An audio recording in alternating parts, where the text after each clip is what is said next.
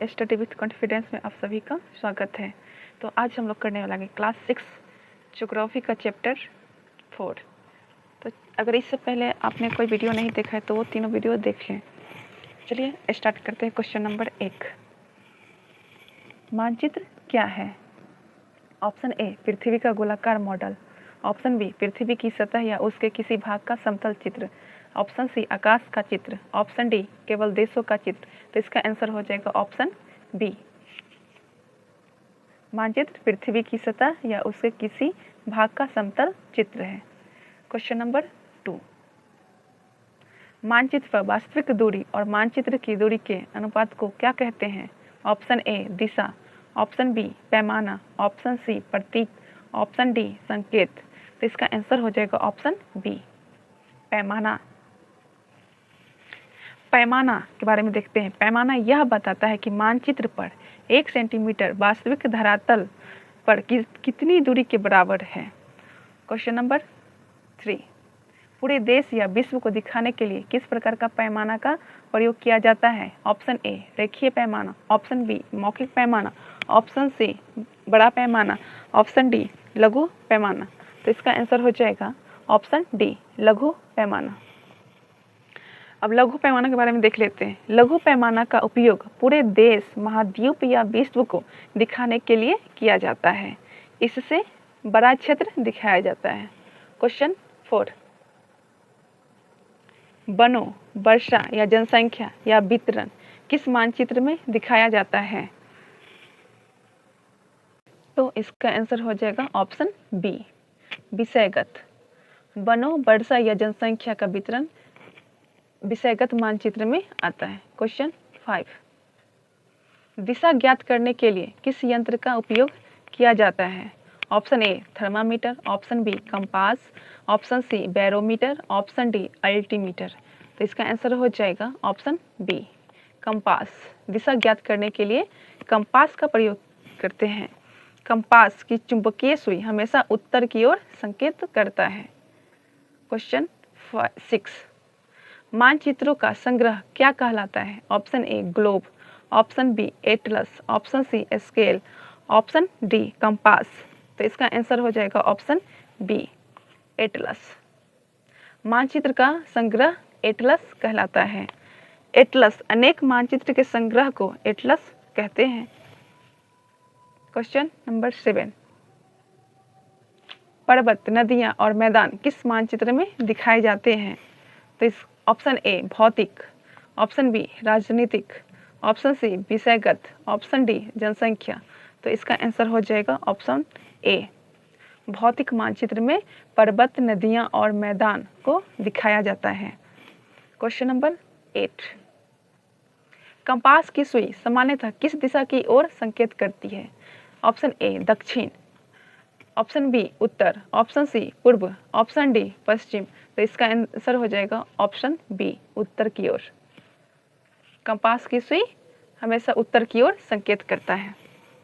Question 9, मानचित्र में प्रतीकों का उपयोग क्यों किया जाता है? ऑप्शन ए, सजावट के लिए। ऑप्शन बी, जानकारी को सरल और सार्वभौमिक बनाने के लिए। ऑप्शन सी, रंग भरने के लिए। ऑप्शन डी, दूरी मापने के लिए।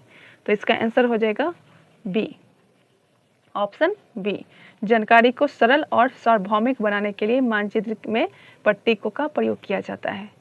क्वेश्चन नंबर 10, मानचित्र में प्रतीकों की सूची कहाँ दी जाती है? ऑप्शन ए, शीर्षक में। ऑप्शन बी, सांकेतिक में। ऑप्शन सी, पैमाने में। ऑप्शन डी, दिशा चिन्ह में। तो इसका आंसर हो जाएगा ऑप्शन बी, सांकेतिक में, लीजेंड की में। क्वेश्चन नंबर 11, कथन ए, भौतिक मानचित्र प्राकृतिक स्थलाकृति को दर्शाता है। कारण आर, इसमें पर्वत, पठार, मैदान और नदियां दिखाई जाती है। निर्देशनीय। ऑप्शन ए, कथन ए और कारण आर दोनों सही है तथा कारण कथन की सही व्याख्या करता है। ऑप्शन बी, कथन ए और कारण आर दोनों सही है लेकिन कारण कथन की सही व्याख्या नहीं करता है। ऑप्शन सी, कथन ए सही है लेकिन कथन आर गलत है। ऑप्शन डी, कथन ए गलत है लेकिन कारण आर सही है। तो इसका आंसर ए हो जाएगा, ऑप्शन नंबर ए, भौतिक मानचित्र प्राकृतिक स्थाकृतियों को दर्शाता है, ये सही बात है। इसमें पर्वत, पठार, मैदान और नदियाँ दिखाई जाती है, ये बात भी सही है। भौतिक मानचित्र में पर्वत, पठार, मैदान और नदियाँ को दर्शाया जाता है, तो इसलिए ऑप्शन ए दोनों सही है। कथन ए और कारण आर दोनों सही है। क्वेश्चन नंबर 12, मानचित्र का शीर्षक उसके विषय को बताता है। कारण आर, शीर्षक पढ़कर मानचित्र का उद्देश्य समझा जा सकता है। निर्देश सुनिए। ऑप्शन ए, कथन ए और कारण आर दोनों सही हैं तथा कारण कथन की सही व्याख्या करता है। ऑप्शन बी, कथन ए और कारण आर दोनों सही हैं लेकिन कारण कथन की सही व्याख्या नहीं करता है। ऑप्शन सी, कथन ए सही है लेकिन कारण आर गलत है। ऑप्शन डी, कथन ए गलत है लेकिन कारण आर सही है। तो इसका आंसर ऑप्शन ए हो जाएगा। कथन ए और कारण आर दोनों सही हैं तथा कारण कथन की सही व्याख्या करता है। मानचित्र का शीर्षक उसके विषय को बताता है, ये सही बात है। शीर्षक पढ़कर मानचित्र का उद्देश्य समझा जा सकता है, ये बात भी सही है। क्वेश्चन नंबर 13,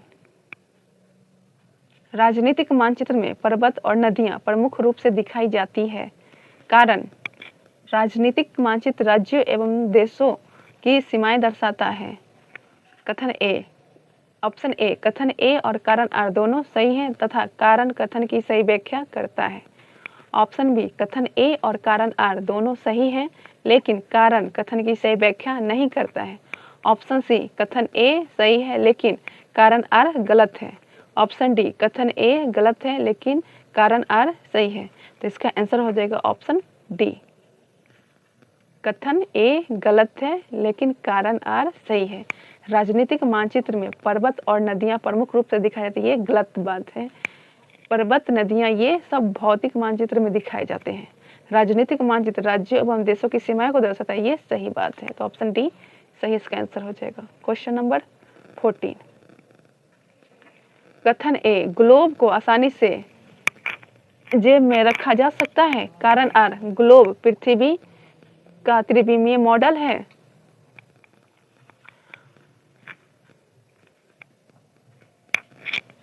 ऑप्शन ए, कथन ए और कारण आर दोनों सही हैं तथा कारण कथन की सही व्याख्या करता है।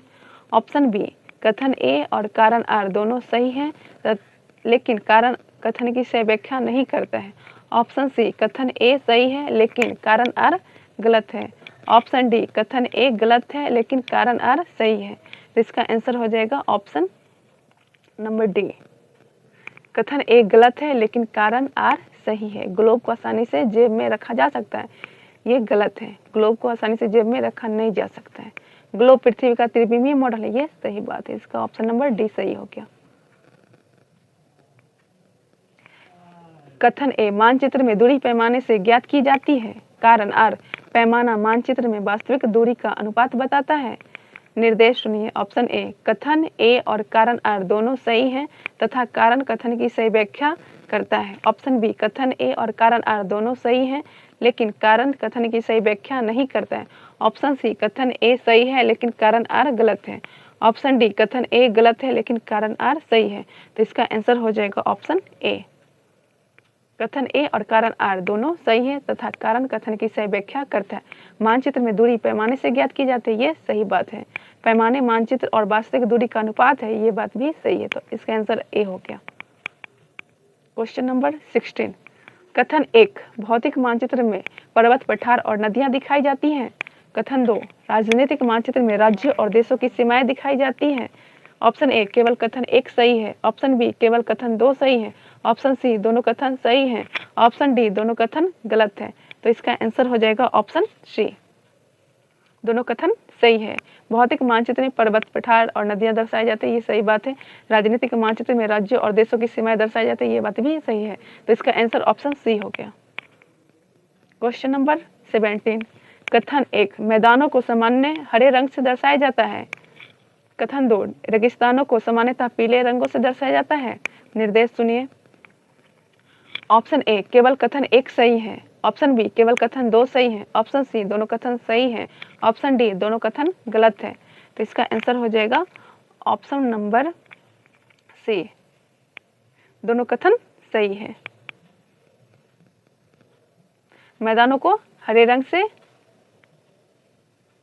और रेगिस्तान को पीले रंग से दर्शाए जाते हैं।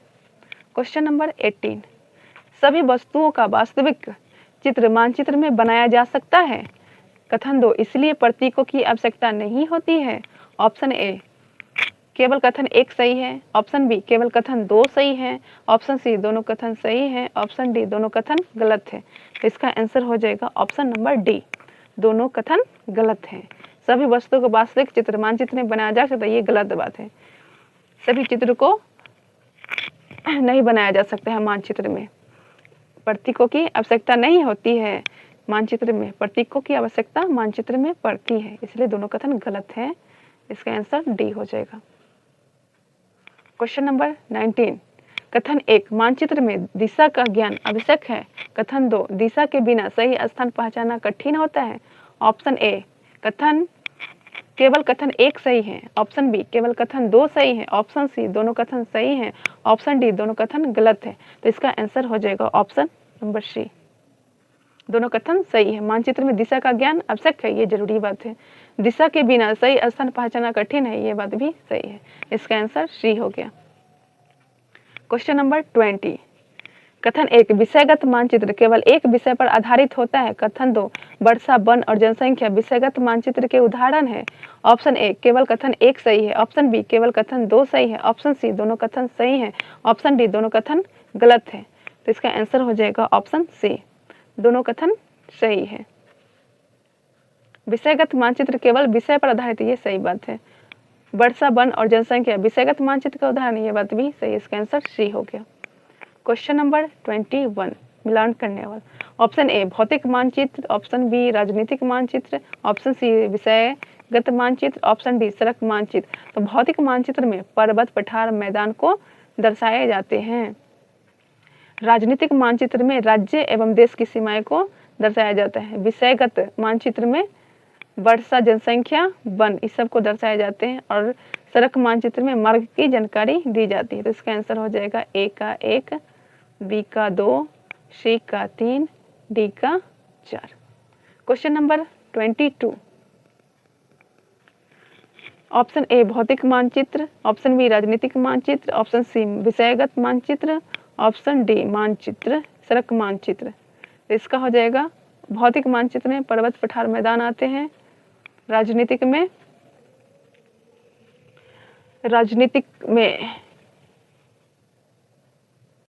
राज्य एवं देश की सीमाएं आते हैं।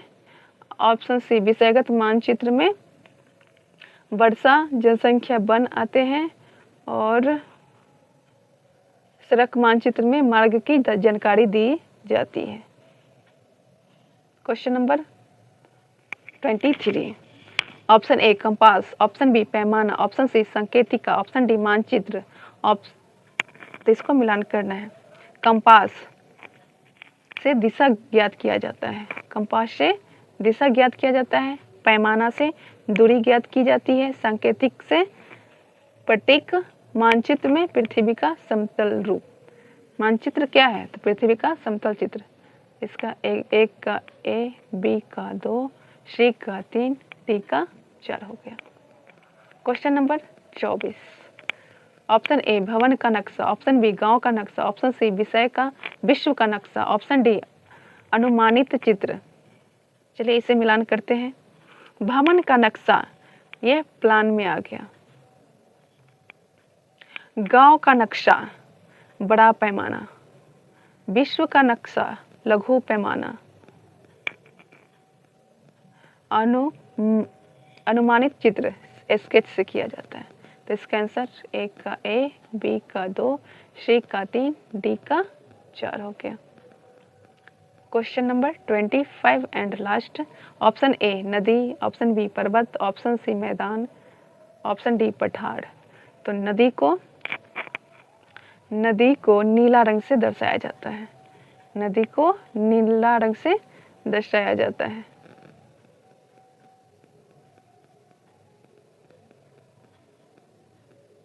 पर्वत को भूरा रंग से, मैदान को हरा रंग से,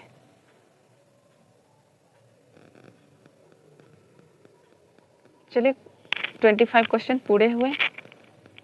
थैंक यू सो मच।